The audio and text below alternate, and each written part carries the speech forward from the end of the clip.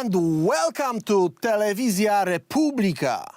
Another day, another Russian attack against Ukraine.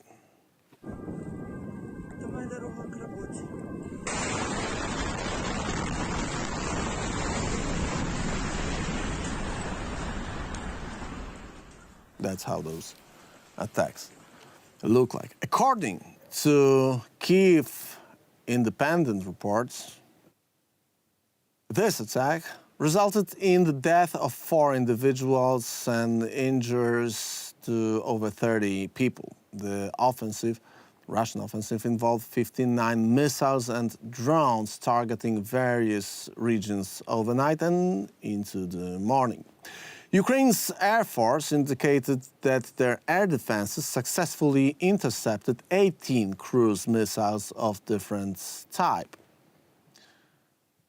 The Russian military employed a diverse array of weaponry in this operation, including air-launched missiles, ballistic missiles, and anti-aircraft guided missiles. However, not all the launched missiles achieved their intended targets. As reported by the Ukrainian military, this attack resulted in casualties and damage to civilian infrastructure in Zaporizhzhia, Khmelnytskyi, Dnipro, and Kharkiv oblasts. In Kharkiv, the Russian strikes caused significant damage to a local enterprise and educational institutions. In Kharkiv, a residential property in the city of Zmiv was hit. Khmelnytskyi Oblast in western Ukraine also experienced the brunt of the attack. At least 6 explosions were reported. The local air defenses managed to down 2 missiles. However, some missiles, as predicted, succeeded in striking infrastructure facilities. As of today morning, 2 fatalities were confirmed in Khmelnytskyi Oblast. Dnipro Oblast was another target of the Russian offensive, the missile attack. The Russian strikes in Kryvyi Rih and Novomoskovsk led to the death of 1 woman and injuries of 31 others, including 4 children. The attacks caused extensive damage in the region, affecting a shopping mall, over 20 houses, administrative buildings, gas stations, a 5-story building, and a vehicle. This is the map of those attacks. The city of Zaporizhzhia was hit by 5 missiles. These missiles struck a residential area, resulting in at least 5 wounded individuals as of today morning. As you know, those attacks were expected for a long time. Our friend Joe Lindsley was warning us for a long time that this time will come. And now, with the new year coming, we got another massive hit to the Ukraine. Here is our Substack, rackracon.com. This is the website that we can be in touch through, so you can leave us your email so that we can find you and let you know about all the latest developments from the front lines of the war against the West that we are reporting on my program. And that's what we are going to talk about on my show. My name is Michał Rachon. This is Racon. And we roll in. Are you ready? 3, 2, 1, go!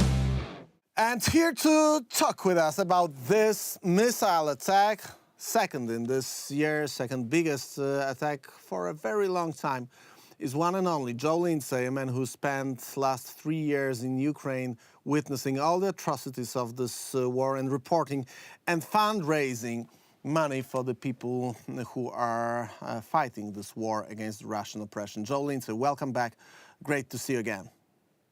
Yeah, great to see you. Great to be talking with you again, especially in these very difficult times. It's been pretty exhausting holidays here. And, from this morning, actually, when I went to bed at about 1 o'clock this morning, we had good indications that by 6 o'clock in the morning, the Russians would be sending missiles throughout Ukraine. I didn't even set my alarm clock. I knew that the air raid alarm would wake me up. It sure did at 6 o'clock. And we had what I call this dance macabre of Russian missiles, ballistic missiles, cruise missiles, and those hypersonic Kinzhal missiles, which are very hard to stop, swirling all over the country. And just imagine, like, you're sitting here in Lviv and it says missiles coming to Lviv. They could hit in 2 or 3 minutes. And then the last second, they change course. And so not only do these missiles cause damage when they make impact, but they create a sense of terror throughout the country. And so this is an example of what Russia has been unleashing upon Ukraine. But really, this phase began last Tuesday, January 2nd. And, we've spoken, how throughout the entire fall, there were no major Russian missile attacks, nationwide attacks on Ukraine. That was coincident with the great Ukrainian efforts to really break up a lot of the Russian Black Sea Fleet and really to limit Russia's ability to attack. And Ukraine and the West and all of Ukraine's alleged friends had all fall to prepare. And here we are. Now these attacks have arrived. It's extremely cold. Today, it's in Lviv, it's a high of 15 degrees Fahrenheit. And so perhaps that's one reason why the Russians wanted to attack today. But the good news is... Joe, I wanted to focus for a second on what you just said. I mean, you warned our viewers. We talked while the TVP world was still on air, and you predicted that there will be a day when this massive attack comes back, the massive attack is going to happen. Because for a very long time, we did not witness that scale missile attacks against Ukraine. And as we read in the intelligence reports that were published after the first of those 2 waves of attacks, the British military intelligence estimated that this draft of missile attacks from the Russian perspective was caused by the lack of weapons that they could use, and that for those months they were producing missiles and other weapon systems that were actually used in this today attack and those attacks that we saw in the first days of January. So what do people say in Ukraine about this long months of lack of missile attacks of that scale? Well, Michal, there's a growing awareness that especially the White House and Washington, for all of their rhetoric and the Ukrainian flag waving, that they're not serious about victory.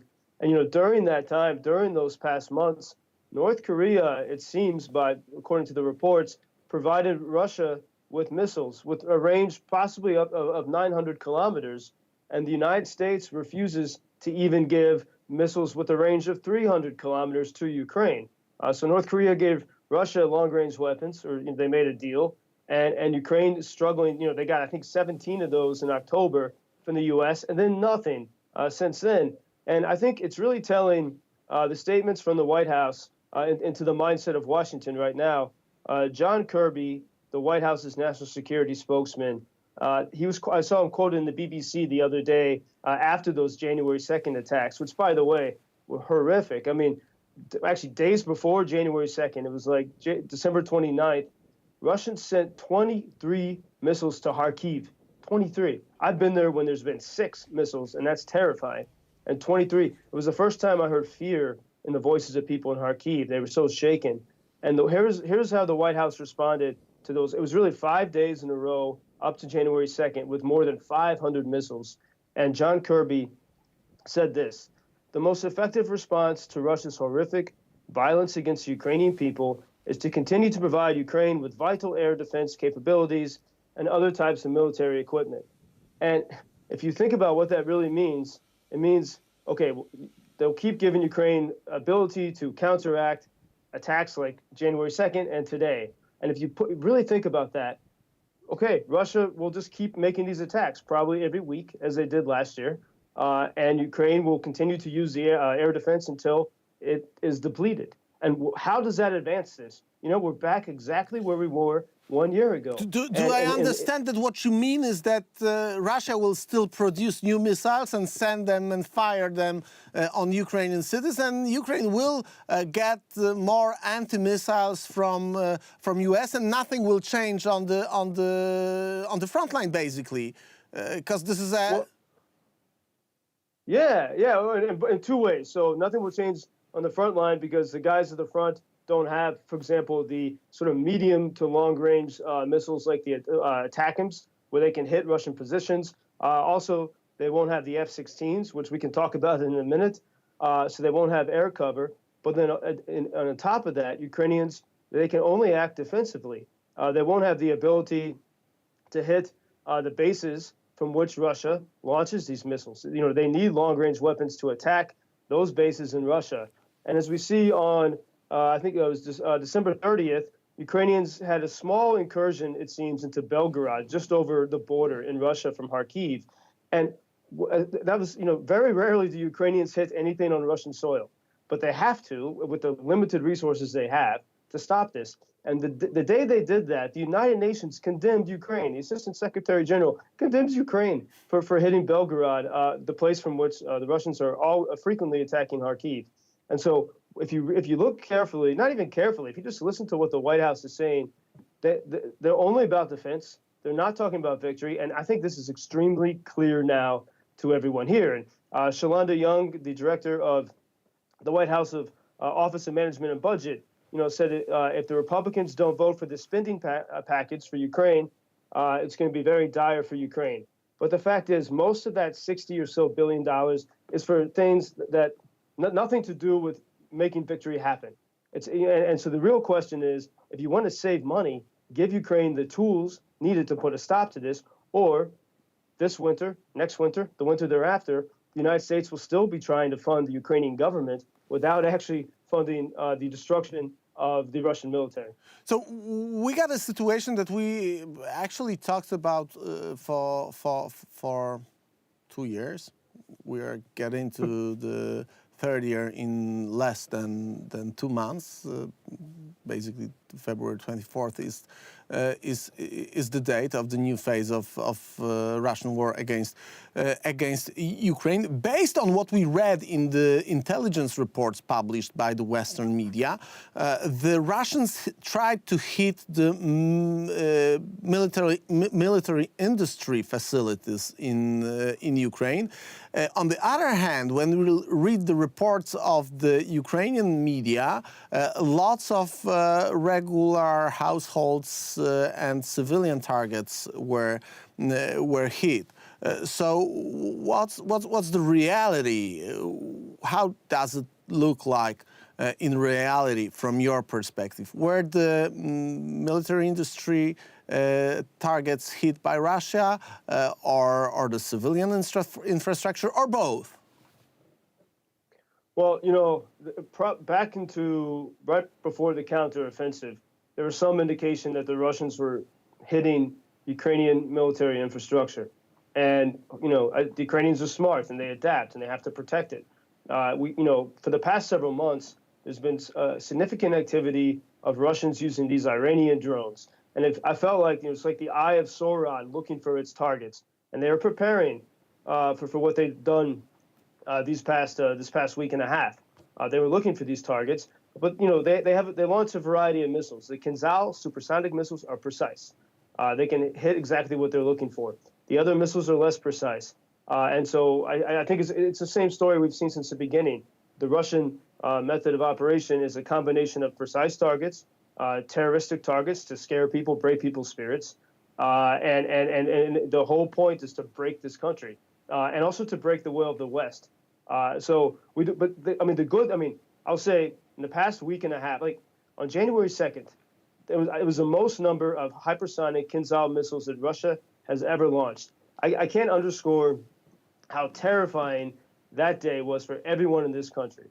I can still hear the echoes of the missiles I heard around me here in Lviv. Kyiv was terrorized that day and then several days later. But the Patriot missile system from the U.S. worked. You know, it stopped those Kinzhal missiles from hitting their target. And so either the Russians are trying to find a weakness in the system and to poke holes in it, or they're just trying to deplete Ukrainians' air defense and to break the spirits of the West. And so in all of this, we have to push the question to Washington. Are we just going to let this go on and on and on, or is someone going to say we need to put a stop to it? Ukrainians have shown when they got the Storm Shadow missiles from the UK, they can use them incredibly well. They've been able to hit places in Crimea. By the way, Ukrainians there was a lot of fireworks in Sevastopol and other places in Crimea over the weekend. So the Ukrainians are steadily doing that work sort of behind the scenes. But without the right tools, this is just going to continue until all of this. I'll say I've never seen the spirit so heavy. No one wants to give up. This is the question I wanted to ask you, because all of our viewers, people who follow our conversations that last for that long time, you always emphasize, you always pointed to the high spirit of the people in Ukraine, and that they kind of used to those massive missile air attacks. Do you think that this last phase changed something in terms of the spirit and of the attitude?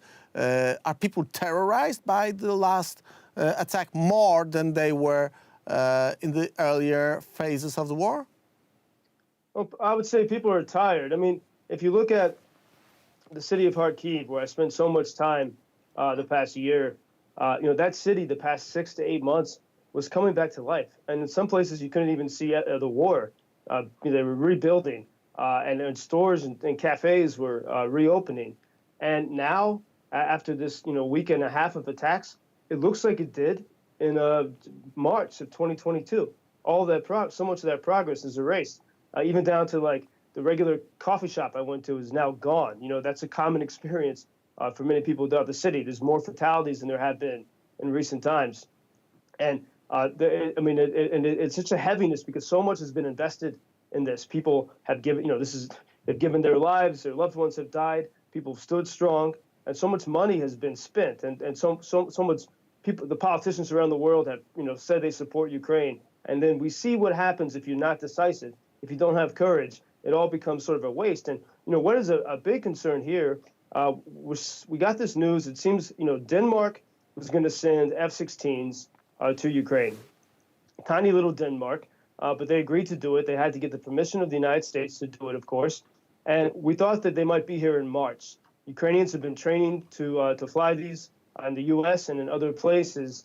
And now we're getting indications that those F-16s could be delayed by many, many more months. I mean, so we're talking into late 2024. Why? What's the answer? Because this is not a decision that can be that is hard to make in terms of politics. If this kind of stop comes, the stop has the political background. So what's the reason for this? Those Falcons are not to be delivered anytime soon. That is the key. That is the key question, Michał. And I think in August, the Danish Prime Minister said by the end of 2023. Those F-16s would be here. Really, they should have been here before the counteroffensive. And the question that anyone who's got the ability to ask this, so anyone in the White House press corps, I wish people would start asking these questions. But, why does this keep getting kicked down the road? And one suspicion I have, is that the UN, when I talk with people in the Pentagon, people who used to work in the Pentagon, I get the straight scoop from them. They don't want F-16s in Ukraine as it stands now. Why? And they only want to, because they don't want to lose them, and they're nervous and scared of Russia, and so they want to wait until there's some kind of partition, where there's some kind of deal and negotiation. So this is basically the thing that we are warning against for a very long time. That the political decision is made. We are just waiting for the circumstances to be the circumstances to make it possible to announce that the deal was done. That we are having a partition of Ukraine. That Russia stands on the ground of Crimea that belongs to Russia officially, even if not legally, that Luhansk and Donetsk, basically what Russia grabbed and what's stolen, is going to be effective Russian territory, and the whole world is going to accept it. Yeah, and I mean, this is scary and awful, but it's pretty clear. Both, not only Russia, but also Washington, is waiting for the spirits of the Ukrainian people to break. Washington wants that too, because they don't want to have to deal with this. Just in the way that you got to remember those first days and weeks of the full-scale invasion, Washington was quiet. They weren't rushing to help. You know, they waited until the Ukrainians proved that they weren't going to quit, and Ukrainians became a problem for the world until the politicians said, "Oh, we can use Ukraine," as they did. You know, Ukraine became such a big topic that people in Washington and Brussels could hide their other problems and just wave the Ukrainian colors. And that's what they did. Yeah, but from the political standpoint, the Ukraine itself became a political problem in U.S., not only in U.S., in various countries. We had the Ukrainian issue being a political subject, very often streamlined in a way by the Russian propaganda. It's not only U.S. This kind of things are happening also in Europe. Those kind of things are happening also in my home country, in Poland. Not speaking of Germany, not speaking of the states ruled by the politicians who just dream about calling Vladimir Putin before he ends his gym session or ice hockey session. Well, and this is where I think, you know, where Ukraine can actually be a mechanism to fix a lot of our broken politics, because so much is at stake now, not just for Ukrainians, but for the whole world. I mean, if you look at a map of Ukraine in proportion to the rest of Europe, Ukraine is the largest country in Europe. And so today, a huge portion of Europe was under missile threat. And if Russians controlled this, they could send missiles from Western Ukraine or even Central Ukraine and threaten France. I mean, it's really realistic. And so this affects the whole world. But we also see that there's a brokenness in the politics in Washington, and we see it very clearly through the prism of Ukraine. Washington claims that they fix problems by throwing money at it. This is what Washington has always done. And those Americans who are sort of skeptical of Ukraine, it's because they're skeptical of the way Washington works. And they believed, ironically, they believed Joe Biden and the White House when they said they support Ukraine. But if you look a little bit closer, they don't. They support a long war, they support the defense industry, and they support the usual Washington games where you never have to have courage, you throw money at something, and you hope it kind of gets fixed while you're in office. And then you throw more money. Die. Joe, by the way, and while your defense secretary disappears for 5 days or whatever, 3 days. Yeah, that was weird in a way, but this is what the media reported a couple of days ago. Joe, before we go, I would like you to give us a brief report on the fundraising that we are doing. What is the outcome? What is the level of people's support after those information about the missile attacks?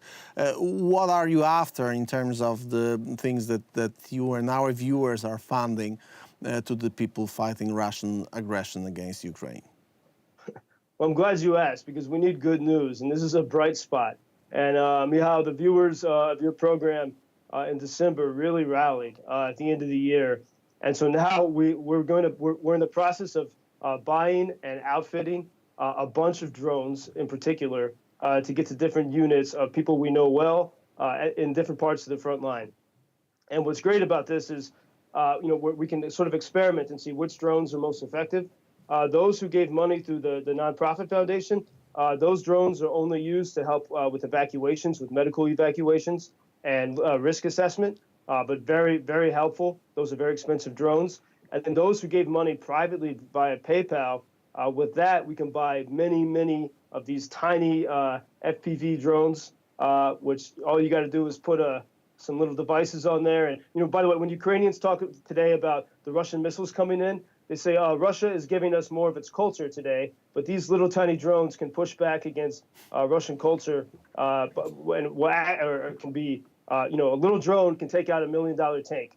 And thanks to the audience here and those who gave money at UkrainianFreedomNews.com, I was just visiting one of the assembly points the other day. We're assembling little fleets of these drones, and they're going to be in the front very soon. Our viewers can help in building a fleet, a small fleet of drones that can help Ukraine fight Russian aggression. Joe Lindsley is reporting this war, is with us on TVP World. This is another Monday. We had a little break because of some circumstances and difficult things in Poland, but we are back again, back in business. So we would like to ask all of our viewers to subscribe to the Telewizja Republika YouTube channel. It's a big channel, I know, but it's mostly a Polish channel, so we are having some difficulties with reaching out to all of our viewers around the world, so you can help us by spreading the news to the people who like our show and tell us where we can be found. You can find us also on rackracon.com, that's obvious. Joe, thanks a lot. See you next week and stay safe. Dziękuję. Dziękuję. Thanks a lot. Ladies and gentlemen, thank you for your time. We see each other tomorrow. And that's our website, www.rackracon.com. You can leave us your email over there. So we are in touch when we are reporting this war against our civilization. See you soon. Ciao.